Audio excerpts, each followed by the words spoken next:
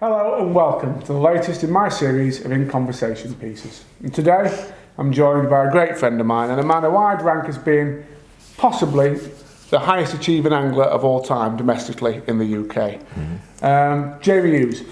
Jamie, I want to go right back to the beginning for you. So tell me how your angling journey started. It began with my granddad. Yeah, he's the one that got me into it, as many people did. He was a bailiff at a local angling club. And he took me there. He started when I was about 5, and yeah, just normal proper fishing when we used to enjoy it. I used to love going catching pike. Used to do a little pike fishing. Yeah. And then we go to this lake where he was a bailiff. So it was really good for skimmer fishing. All sorts. It was do a bit of everything. That's what got me started, and then it slowly went from there, I suppose. I first recall meeting you. This is going back quite a few years. I was fishing for a team called Troy on the North, and we had the Angling Times Winter League semi-final at Cudmore, as it was then. And I think, I could be mistaken, I think you were fishing for Chester Tackle Locker or one of those teams that way.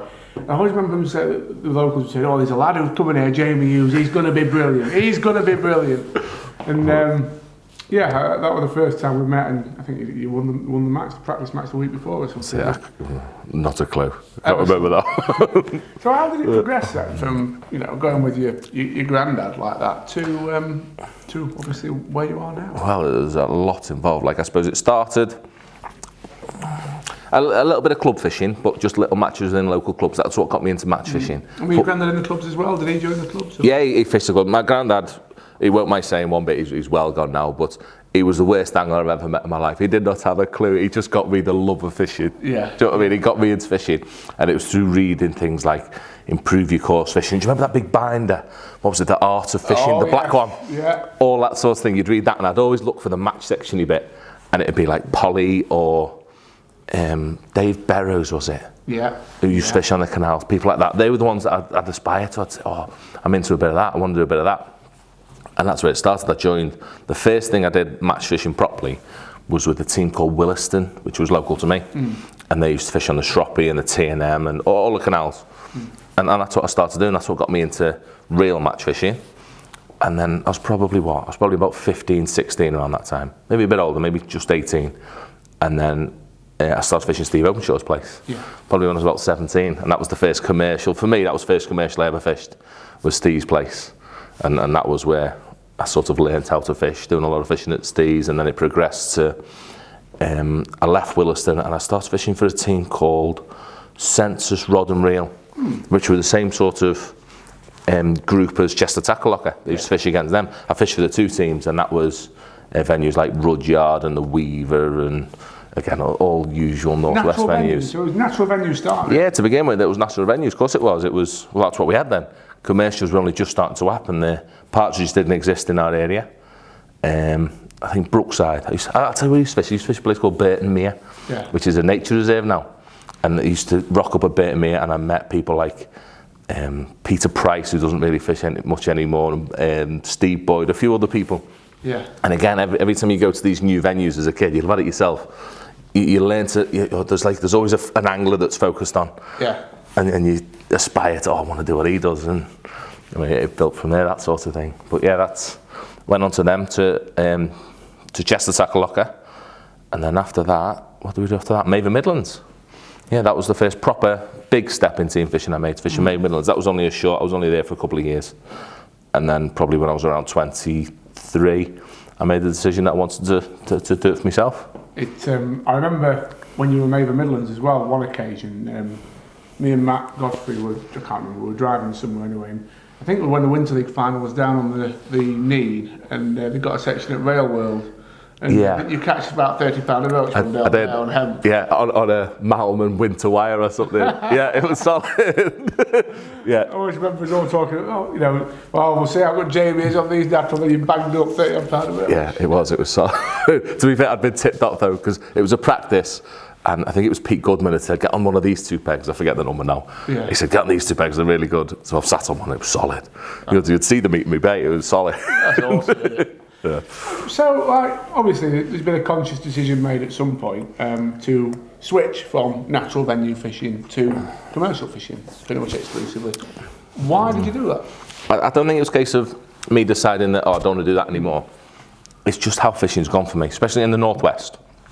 I mean, I was sick of walking a million mile on the canal, catching very little, when there were options for. And in them days, I wanted to catch fish. I mean, in my early 20s, that's all we all want to do. We want to catch fish. And at the time I was in my 20s, it was when commercials were really just starting to kick off. Yeah. So it was like it was all new to everyone. So no one really was leading the way. I mean, there was Steve Ringer that was elsewhere, but in the northwest, I suppose it would probably be Neil Machin and Andy Moores, and Jeff as well. They were like the little anglers that were showing everyone. They were learning themselves, of course, but they were slightly ahead of everyone. Yeah. But there was still that massive window to be, do you know what I mean, commercial kiddie in our area. And so the way all the venues went and the way all the matches went, it meant that now you can barely get a match on a canal. There's very few matches on the Weaver anymore. And commercials are the only way to go to get a big match every week. Yeah.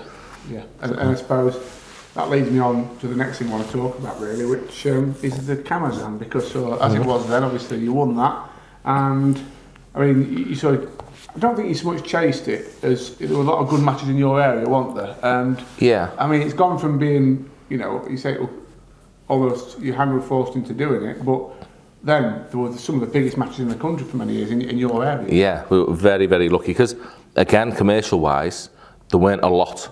There was, in the Camazan days, there'd have been Heronbrook, Cudmore, Brookside.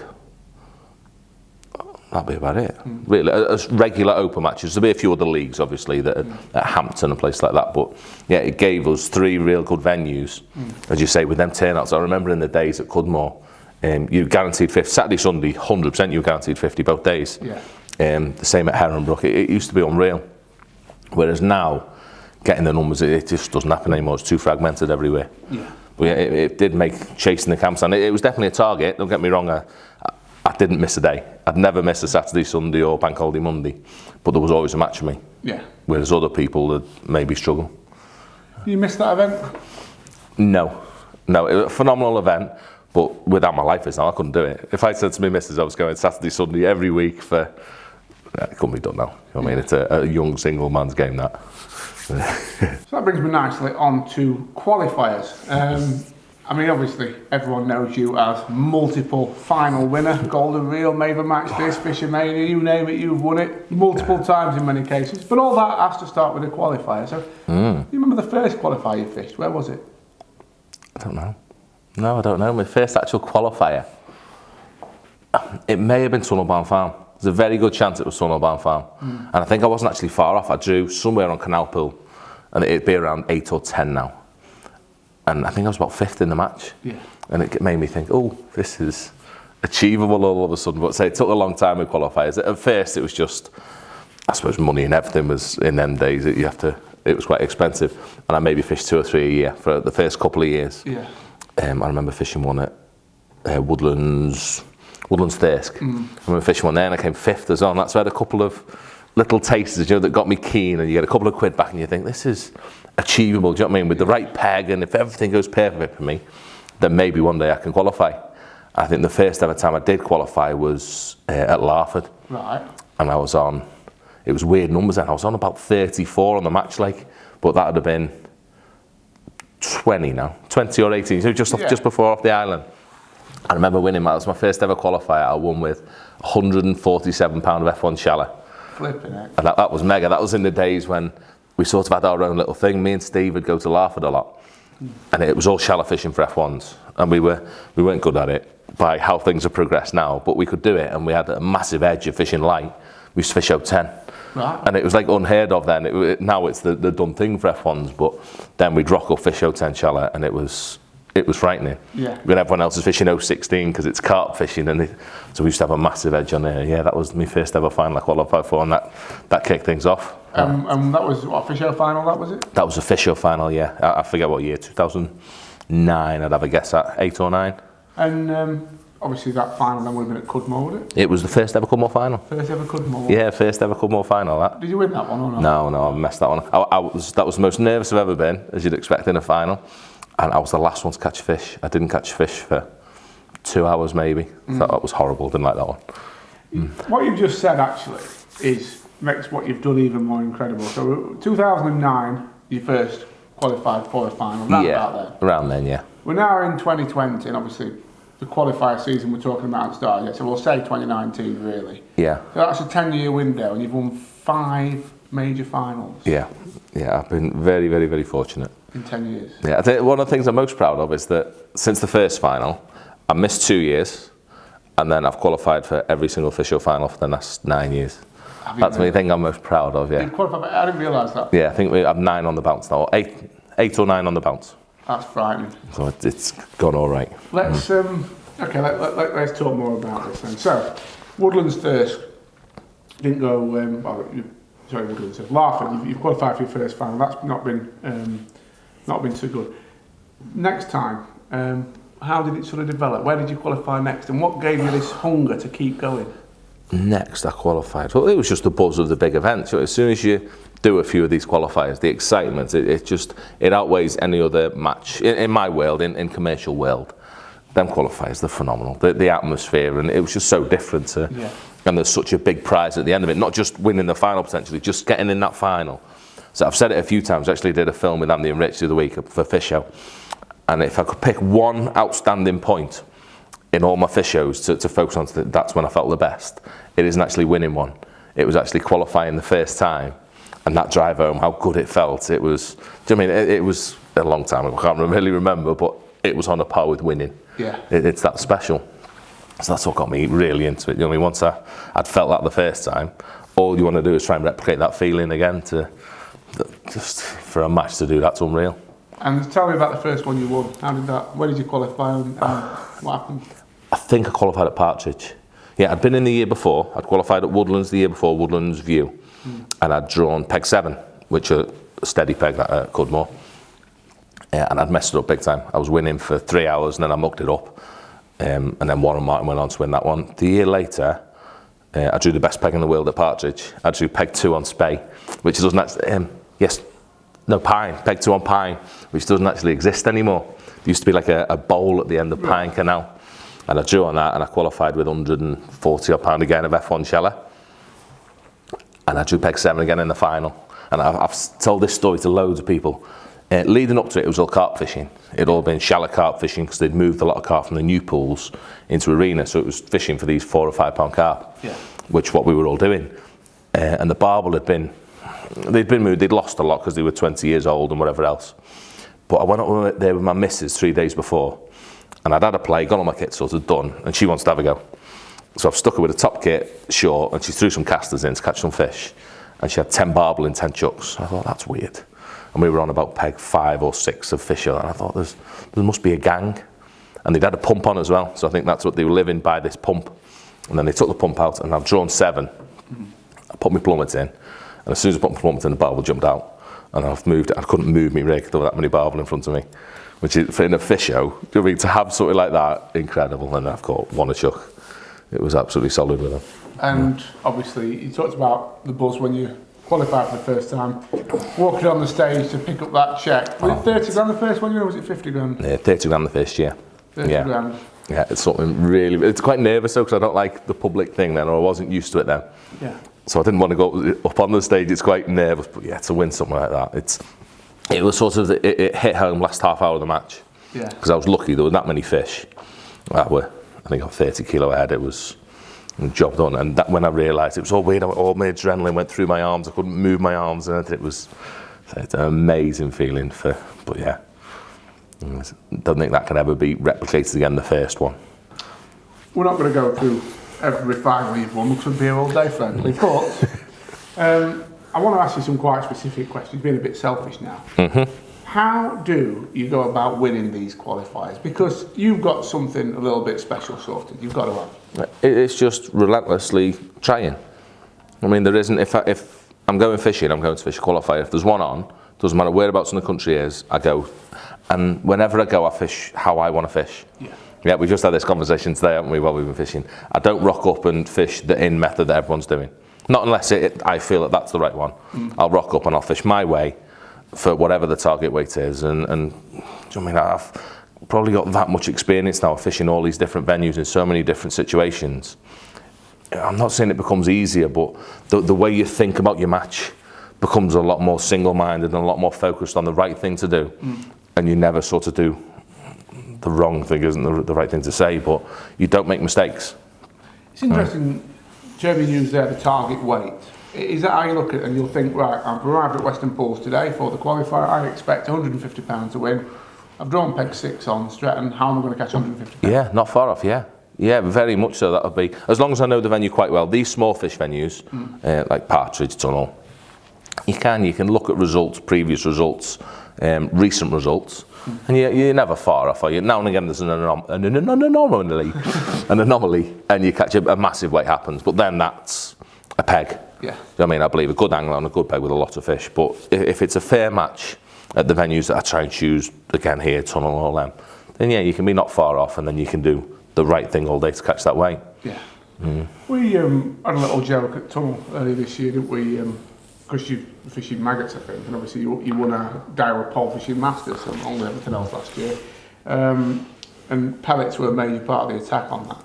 And you sort of said there, you were joking, it's the first time I've put anything other than pellet on for the last few months. And it sort of backs up what you're saying. Would you say that you've honed pellet fishing, sort of made it your own, and that's a key attack? I don't think it's much I've made it my own. I fish pellets in the way I fish them when other people... Tunnel barn's the perfect example of what we talked about. They'll rock up a tunnel barn and, I've got to win, I've got to catch shallow. You know what I mean? And I'd rather do my own thing. If you need them low weights, that 100 to 150 pound, catching on the bottom with pellets, which for me, let's go back to pellets, with using pellets, hard pellets one about, it's my favourite way of fishing, and it's what I find for me, it gives me the most consistent results. Because if I can throw a pellet in and I can get the fish to eat pellets, I put one on the hook, I catch fish. On the bottom. Because it's nice, simple, easy. As long as I do things in the right way, catch fish, and I catch steadily, which is more important. Yeah, it's Andy Bennett's mentality that's taught me that. It's that just putting fish in the net. It's not bagging up, it's just plonking fish in the net all day. If I can catch in that way, I'm going to beat anyone that's catching sporadically shallow and things like that. Yes. So just do my own thing, put fish in the net, and hopefully it stands out from the rest. It's about doing your own thing as well, I think, doing something that everyone else isn't. So that's becoming very, very important now. To win an amount of money like 30 grand at that time must have been massive for you. I just want to talk a bit about money, about career, about that side of things. What did you do originally? Were you a scaffolder, is that right? Yeah, I was a scaffolder. Not before I won Fish Show. I'd made the move the year before. I'm good mates with Andy, of course, Andy May. And I decided to make the move to do some coaching. To be an angling coach. And for the first year, it was terrifying. I had a little bit of money saved up, and that quickly went. And I was living on. Who was I with then? Maver. I had a little bit of sponsorship money coming in then, but not enough to live on. So to win Fish Show, that sort of set my whole career up. Yeah. Made life. It brought not just the money from Fish Show. It made everything else better in terms of sponsorship, coaching, whatever else. And it progressed from there every time. It's frightening to say, but every time you win the big amount of money in a final, it makes everything else better as well. It's the way it can, or the life it can provide for an angler now. It's actually achievable for a young angler, hopefully, to look at what's possible now. You can now make a career out of fishing that you never could before. Yeah. Tell me with any of these next questions to bore off at any point, or to mind my own business, or stop being nosy. But the journalist in me has got to ask this, because I just think, the amount of money you've won through fishing is far outstrips, as far as I can see, what anybody else has ever won. And like growing up, background-wise, obviously I'm guessing sort of working class family, or did you ever aspire to do that, or was it? No, of course not. You can't, because no one had ever seen it happen before. You know what I mean? I think Neil had won 2. Yeah, Neil had won 2 finals for 50,000 quid, which is a lot of money, but it's not a life-changing amount of money. Yeah. But now, with the amount of big matches, whether it's the 3 that I compete in, or Parkdean Masters, so many big matches now, you can make a big living or make a big difference to your life just through them big matches. That's only happened in the last, 3 or 4 years, probably, that they've all come together, and now it's a viable option to do. So it's almost as it just happened as it's. Yeah, of course it has. So what did you want to do when you were at school? What would you? I want to go fishing. Yeah, fishing was all I was ever interested in. Yeah, cool. Well, again, full-time angler, I don't know what the path was. I just wanted to go fishing. Yeah. So and then made that choice to be a coach, and that was, I can go fishing all day now. But that's still a job. That's very much a job, doing the coaching thing, which is great. I don't do as much of that anymore, but still do a bit of coaching. And that's what led it to be a career. Yeah. And then it's only through, I think it's probably through being a coach that made me improve a lot through being out on the bank all the time. And that in turn led to me being able to win these matches because of the experience and the knowledge I gained throughout doing that. That's interesting. So there's obviously an element of, there is a snowball effect there. Yeah, of course. With everything in fishing. The old saying, the more practice, the luckier you get, isn't it? It's one of those. Okay. So just sort of moving on to the changes it's made to your life then. I mean, you've won through match fishing, what, in excess of what, £300,000? Oh, I have no idea. Not a clue. More, yeah. Within them, I don't know. A very fortunate amount. I mean, it's made me, I'm very lucky. I'm 36 and my mortgage is paid off and my family looked after. But that's all it's about. The position I'm in now, I've got no pension. So I've got to make as much money as I possibly can to look after the family. I mean, and to match anglers, I've got what can we go to? 60 realistically? Yeah. I mean, at a push. So I've got till I'm 60 to look after my kids, look after my family, doing whatever I need to do. And hopefully these big matches now give me that opportunity to, I mean, it's that windfall, isn't it, that looks after your family. Yeah, absolutely. It's really interesting. Obviously, we've seen more big money matches come out in the last sort of 8 years, Match This and Golden Reel, obviously following in the footsteps of Fishermania. What do you think the future will be for big matches and big match fishing? Do you think we'll see more competitions, or do you think now we're at a point where maybe we've got too many? Yeah, I don't think we've got too many. I think it's nearly about right. Possibly something in the winter, but this is something I've gone on one a few times about. The issue with the big competitions at the minute, the three big ones that we're on about, Fish Show, Match This and Golden Reel, is there's not enough communication between the three competitions to choose when the venues are taking place and what venues, when the qualifiers are taking place and what venues they're at. Because there's too many clashes. Do you know what I mean? I appreciate it's so hard for them and they do such a good job arranging them, as you'll know yourself with the competitions you do. There's so many logistical things and whatever else to keep everyone happy. But with those three matches in particular, if they were to just sit down at a table and speak to each other, whether I suppose it'd have to be a long way in advance in order to get the venues, but in turn it'd make more anglers fish all of them, and they generate more money for the competition. Just everything would be better if they communicate a little bit more, just to prevent clashes. And I think as well, we are seeing a situation now where some of the events are struggling to sell out, and it is logical to think that if they did that, they might sell more, might they? Yeah, definitely.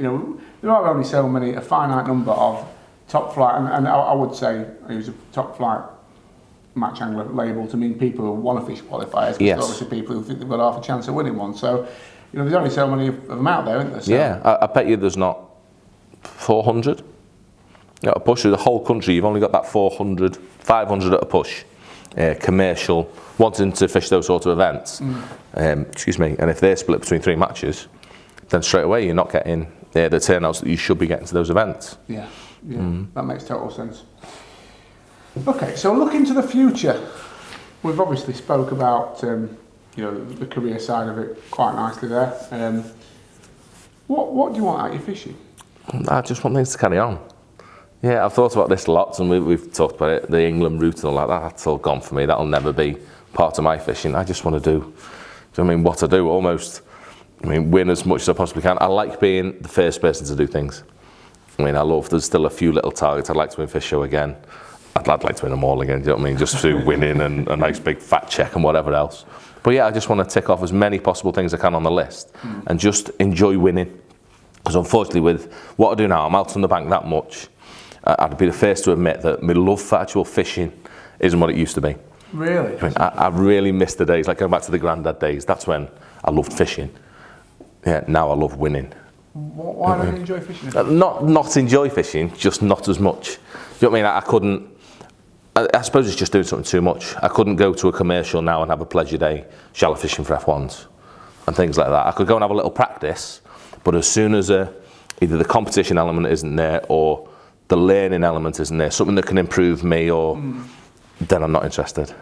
Just catching fish in a commercial, to me, there's nothing anymore. I'd rather go and do something daft like I did with Andy. I'd go to the river or take the lad bream fishing, something do something weird and that the love for fishing comes back again. Yeah. But the actual going sort of pleasure match style fishing, that's not for me. And obviously a big part of your career as well is your coaching. Yeah.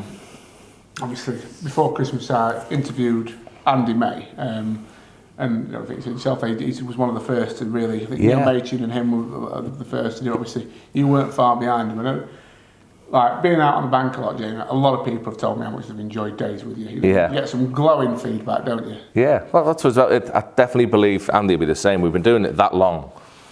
It's not, of course, it's about what you know that you can pass on to people, but it's took me a long time to perfect the way you pass on information to people. You know what I mean? It's got to be enjoyable, and it's what I try and get across in all my videos. It's getting information across to people in a simple but informative and easy to understand way. Yes. I say that's what coaching's become for me, and as long as you can give them value for money, do you know what I mean? It's a lot of money. I mean, people are paying us 200-300 quid a day. It's a lot of money for someone to spend for 6 or 7 hours of your time, so you've got to make sure they get value for money. Yeah. I mean, and so that's what hopefully we progress to, giving people days that are really good now. You've helped me a lot with fishing on venues in the past where I've asked you questions about how do I fish this peg, how do I fish that peg, and I've seen you around draw time at certain venues, and your phone line's red hot. It doesn't stop. Loads of people phoning you sort of on your case. Now, I want to ask you a bit about that. Do you ever feel it's cost you fish? Do you ever feel like, have you ever told someone out of fish and they beat you, you'd be like, no? It depends who it was. Do you know what I mean? I'll only really go into detail with like my really close mates. Yeah. That I'd help them, and even that I wouldn't like it, but I could handle that. But you do it, don't you? I've seen you do it. Like, you are really thorough in what you tell, the information you've always given me. It's not just like, oh yeah, tap a few pellets here and throw some meat there. It's like, I remember once I said to you, you came behind me, you told me off once, Herring came behind me and said, what are you lining up with? I said, line up with that tree. He said, listen, you need to be lining up more with that twig than that tree. Yeah. It's accuracy in it, I suppose. But yeah. That's what you like. You're really thorough and in-depth. It's nice to make a difference to someone. Do you know, it's lovely someone coming back to you at the end and saying, I caught because of that. I mean, just if you can make a little bit of difference, and then they might give me some information and help me out in the future, who knows? But and what goes around comes around, doesn't it? Yeah, of course it does. You've got to help everyone out and say, be nice. But I like talking to people as well. I mean, in a match, I like someone else having a different peg and them saying, oh, mine's like this, and what should I do? And it's just, that's what I love about fishing now. Yeah. It's working out what's the right thing to do, and then if I speak to people after the match, what they thought was right and whether I agree. Or that's the exciting part now. It's interesting, isn't it? Yeah. Okay. Now, I want to move on to a slightly contentious subject, and one that I know you've got strong feelings on. So I want to talk about sponsorship. Yeah. You are I think this is how poor my knowledge of other sports are. I want to say Roger Federer then of fishing. You know, in terms of achievement, you're out on your own, I'd say, at the top flight. Commercial match fishing, that's it. You know, commercial fishing's the biggest market in the UK for our style of angling. Yeah. You are the undisputed king in terms of what you've won.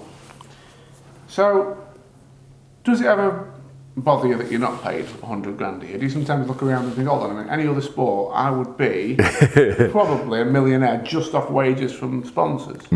Yeah, it's definitely wrong sport, isn't it? That we got good at. My sisters tell me that all the time. Definitely wrong sport. But no, you've got to be realistic about what it is.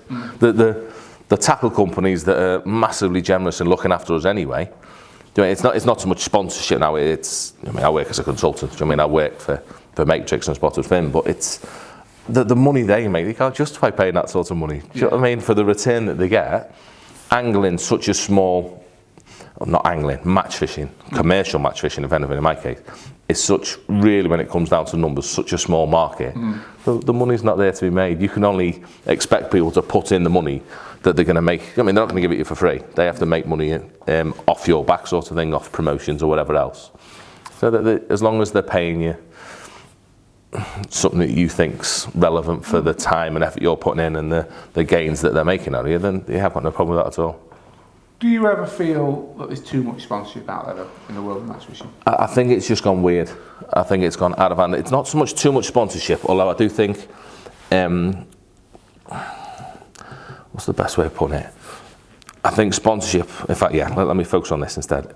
Sponsorships became the reason people go fishing rather than winning and progressing and, do you know what I mean, trying to catch more fish. It's what I went off on one the other day on Winning Ways about. It's for young aspiring anglers and older ones as well. That's the goal, and it shouldn't be. You know what I mean? Sponsorship on so many scales, whether it's a little bit of a bait deal, tackle at a discount rate, whatever else, it's brilliant. You know what I mean? Don't get me wrong, it helps people out financially if they're struggling. Brilliant, why not? But that can't be the reason you're going fishing. You know what I mean? It's all people seem interested in this. Oh, if I win this, I'll get a sponsorship. Forget about that, just win that. Just focus on making yourself really good, and then if the time comes and you can give the company enough back in terms of media coverage, product, whatever, then that's the time. But it's not just a case of you get free tackle if you're a sponsor. It's almost like the cart's coming before the horse, isn't it? Yeah, of course it is. It shouldn't work that way. It's sponsorship. It's almost a very one-way street if it's just a sponsorship, because a lot of times you're giving the tackle company very little back. I mean, it's just your name in the paper. That doesn't mean nothing to them, does it? Just that you know what I mean, whatever name after your name in the paper. It's such a tiny percentage. Why would they want to sponsor you for just that? It's you need to get into the position where you can command, not command, that's not the right word, but you can show enough knowledge in the sport or whatever else in a product to be valuable to a company and to make people, for your opinion to matter. I suppose that's what the biggest thing is. For your opinion to matter to the masses, then you're worthwhile to be sponsored. So until then, just go fishing. Absolutely. Couple more things I want to talk about. First one's elitism in match fishing. Now, as I said, you're slightly older than me, I've just found out, only 3 years, but to me, tell me if you disagree, but we grew up in a world where match fishing was one thing, pretty much. And, you know, you mentioned you yourself started off as a canal angler and made the transition over to commercial fishing. I was sort of similar. It was almost put on a pedestal to us, I think, to be an all-rounder. And Team England was at the head of all that, wasn't it? Yeah, that was the pinnacle in the early days, wasn't it? I think so. And I think, well, I'm sure that's changed massively over the last 10 years, to the degree where, to the younger generation, my perception is commercial match fishing, the kind of fishing that you do, is the pinnacle, and international style fishing isn't as relevant. Would you say that's true? Possibly, the way things have gone, yeah. Yeah, definitely, but it's commercial fishers that have done that, haven't they? And in the world how it is now, I suppose if I was a parent and my kid was going fishing, that's where I'd want them to be. I mean, I wouldn't want them in the back end of beyond somewhere walking miles, I mean, in a, not an unsafe environment, but I mean, where I can't know that they're looked after. Whereas now commercials are so safe and secure and just convenient, aren't they? You could rock up, buy your bait, go fishing.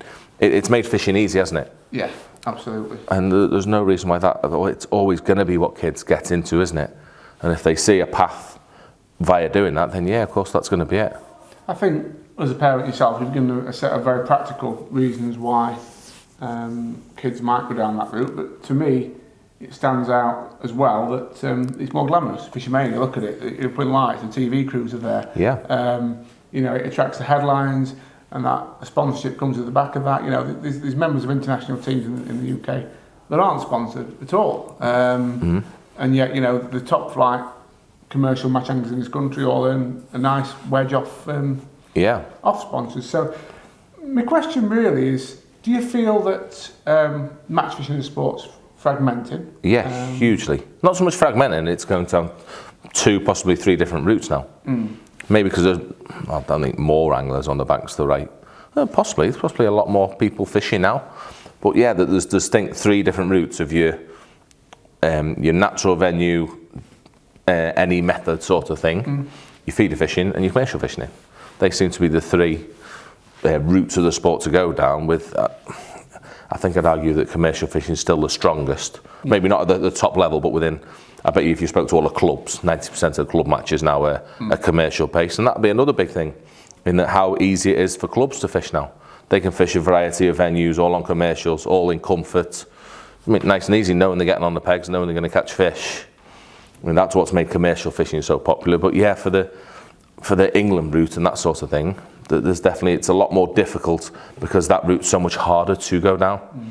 I mean, from what I see now with the younger generation, I say younger generation, I'm meant to be young, but I mean, anglers. I used to be. That's well gone now, hasn't it? I think Lee Carey joked that they stopped writing that for him in match fishing when he was 29. They stopped being a rising star. That was his 30s, the point is it? When it all, yeah, I'm well past that. But yeah, it's actually hard to go down that route now, isn't it? I mean, I'd struggle now in my area to go and fish natural venues. If I wanted to fish for England now, I don't think I could. Do you know what I mean? Because I wouldn't have that platform to go and stand out on. I mean, it's very difficult without someone with previous knowledge or a dad that takes you down that route or whatever else. It's really hard to go down that route now, isn't it? I think it is. The thing that strikes me sort of about it is it's almost a confusion about the sport. You know, you set back, young Joe Blogg's getting into it, he's 18-year-old, he just got his first car and he earns decent money and he can go fishing where he wants. And he wants to be the best match angler in the country. What does he do? Well, at the minute, it's probably good commercial fishing. Yeah. But then there's still, you know, a lot of media put out there, and you know, a lot of people have the attitude that international fishing and fishing for England's a pinnacle, which takes you down a very different route. And I just wonder if we are missing a trick by not having a bit more unity about it, and if that's possible, if there's a way of bringing the sport back together, maybe an event, or you know, say a UK champs style thing where.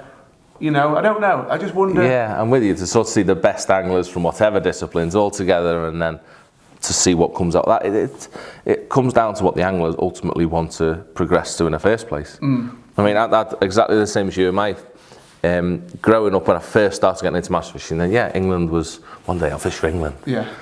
But once I got to 2025, I thought, oh, I don't need to do that.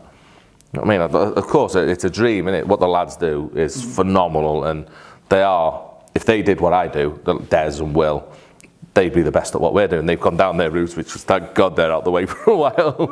I think, with all due respect, I feel like if you've gone down their route, then likewise. Do you get what I feel? Yeah. Good anglers are good anglers. I mean, you do a lot more coaching than me, but you know, my sort of perception of it is a great angler is a great angler. Yeah, they understand how to catch fish. Yeah, whatever route they go down, they're going to be good. And maybe as well, it's to the detriment of the international team, the talent pool like you and Andy Bennett and Andy Power and all the top flat ones of our generation. Yeah, haven't even considered it. You know. No, just I think that's possibly money's a big thing as well.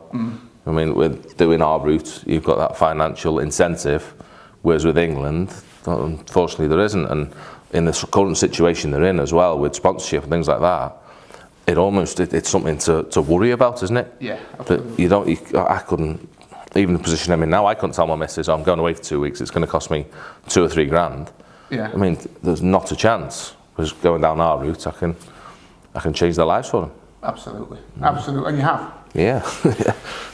Right, 2 more questions.